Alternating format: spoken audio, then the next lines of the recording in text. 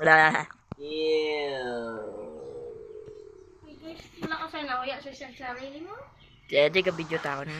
Tinola na baboy. Ay kadito. Natatato kay Zoe.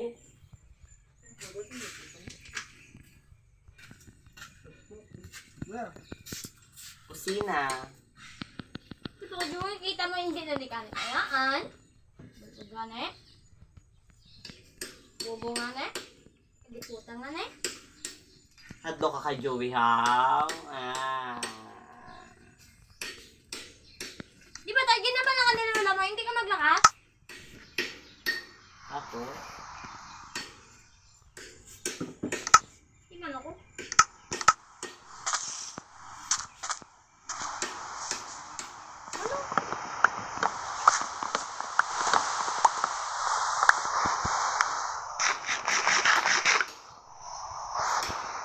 Nakakita ako ng napakalikot na tutubi at hinuli ko sa kamay ko.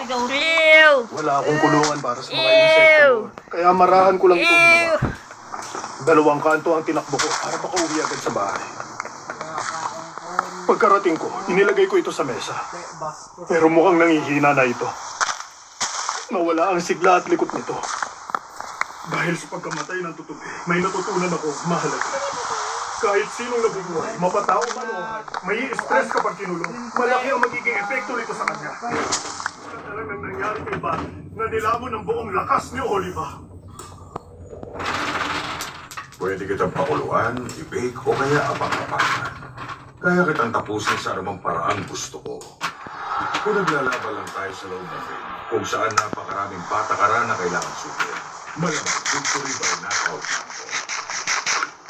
Kaso, naglaban tayo Gagang sa Han. lugar na walang patakaran tulad ng naranasan mo sa loob ng ring. Kapag naging sobrang mapanganib ang laban natin, walang mamamagitan na referee. Kaya nga, sino ngayon na ay kapag sinabi mo yan, tapos na ang laban natin. Sabi na nga ba? Han?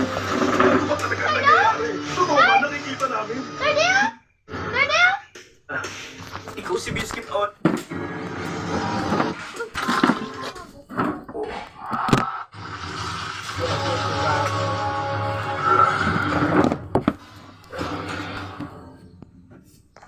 May naalala ako ng bata ko. Securitan? Nakakita ako ng napakalikot na tutubi at hinuli ko sa kamay ko. Tutubi? Wala akong kulungan para sa mga insekto noon, kaya marahan ko lang itong hinawakan. Dalawang kanto ang tinakbo ko para makauwi agad sa bahay. Pagkarating ko, inilagay ko ito sa mesa. Pero mukhang nangihina na ito. Nawala ang sigla at likot nito. Dahil sa pagkamatay ng tutubi, may natutunan ako mahalaga. Kahit sinong nabubuhay, mapatao man o hayop, may stress kapag kinulong. Malaki ang magiging epekto nito sa kanya. Tulad na lang ng nangyari kay Bat na nilamon ng buong lakas ni Oliva. Pwede kitang pakuluan, i-bake o kaya apak-apakan. Kaya kitang tapusin sa anumang paraang gusto ko. Kung naglalaban lang tayo sa loob ng ring, kung saan napakaraming patakaran na kailangan sundin, malamang victory by knockout na ako. Kaso lang, naglaban tayo sa lugar na walang patakaran tulad ng naranasan mo sa loob ng ring.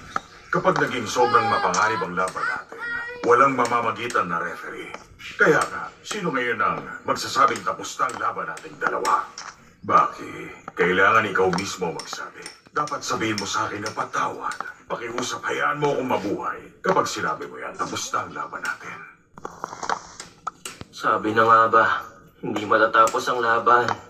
Masyado nang malayo ang narating natin para bumalik pa. Walang kahit patakaran o kahit sinong referee ang makakapagpasya sa magkalabang malalim ang galit. Dapat isa sa... Kasi Estel ka, Atlel. Yan na. Atlel Balbon, ikaw ka, gamotor. Iya.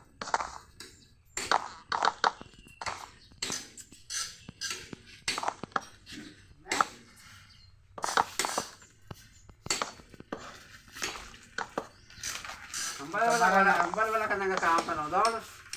Pati ka na.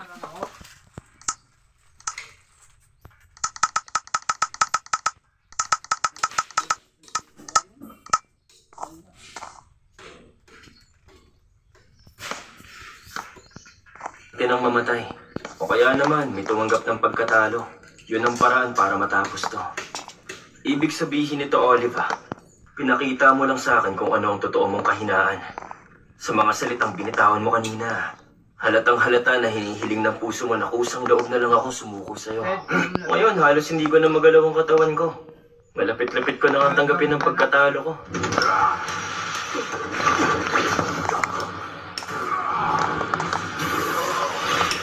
Si Bachman ulit! Lumilit ang bola! Huwag mo nga akong mamalitin. Hindi mo dapat inuulit ang teknik mo sa isang top class na kalaban.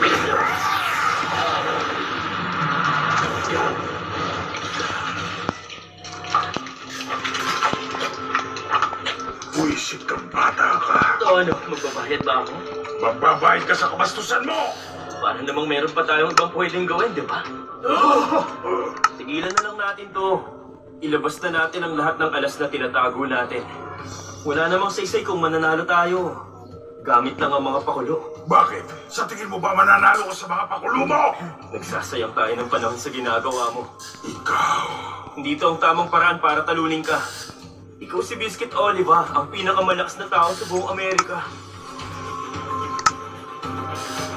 Magsuntukan na lang tayo.